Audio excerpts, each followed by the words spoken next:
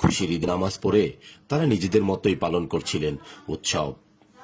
সবাই পশু কোরবানিতে ব্যস্ত, কেউ বা গরিবদের মাঝে বস্ত্র বিতরণ করছিলেন।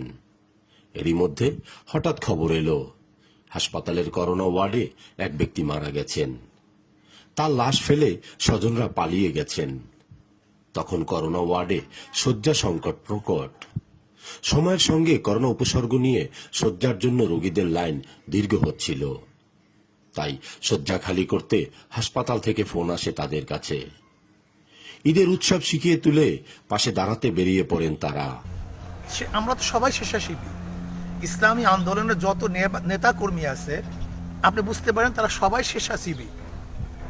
এখন এদের সংখ্যা তো অনেক, তবে পোশাকদারি আমরা যারা পোশাক পরে কাজ বাই রোটেশন, যেমন এই ভাই এই শিফটিতে কাজ করছে, অন্য ভাই এই শিফটিতে কাজ করছে, এর থেকে আপনি অনুমান করতে পারেন হাজার হাজার শিশু আমাদের কাজ করতেছে।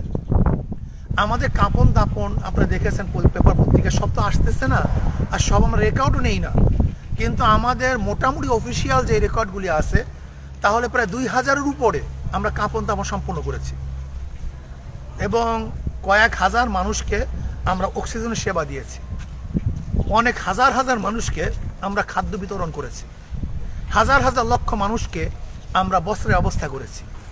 আমরা প্রত্যেকটা রোগীর পাশে আপনার মাস্ক, স্যালাইন, অক্সিজেন, অক্সিমিটার, প্রয়োজনীয় যে সামগ্রীগুলি আছে সেগুলি পৌঁছাবার ব্যবস্থা করতেছি।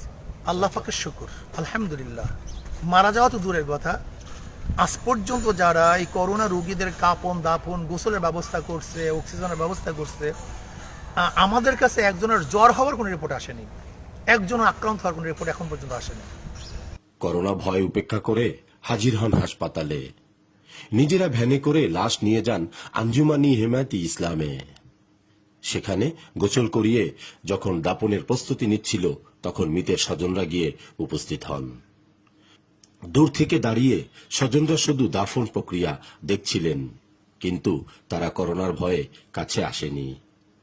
শুধু এই একটি ঘটনা নয়, এরকম শত শত ঘটনার মুখোমুখি হতে হয়েছে।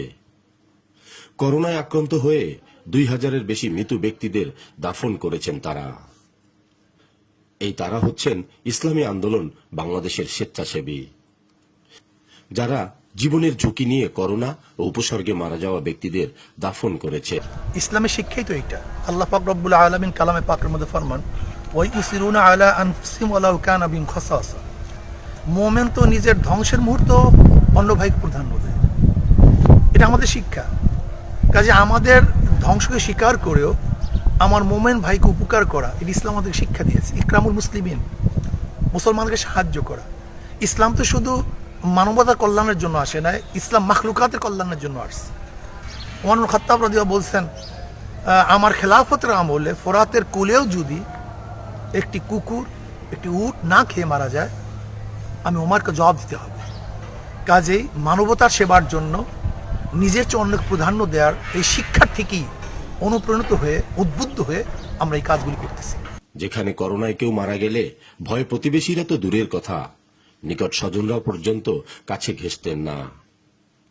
তখন সমস্ত ঝুঁকির কথা চিন্তা করেও এগিয়ে আসেন ইসলামী আন্দোলনের স্বেচ্ছাসেবী সদস্যরা। করোনায় দাফন সেবায় বিরল দৃষ্টান্ত স্থাপন করেছে সংগঠনের কর্মীরা। শেষ বিদায়ে মৃতদেহের গোসল, কাফন এবং প্রয়োজনে কবরস্থানে গিয়ে দাফন করছেন কর্মীরা। বরিশালে চরমোনাই ভলান্টিয়ার সার্ভিস 250 জনের মতো মানুষকে ফ্রি অক্সিজেন বিতরণ করেছে।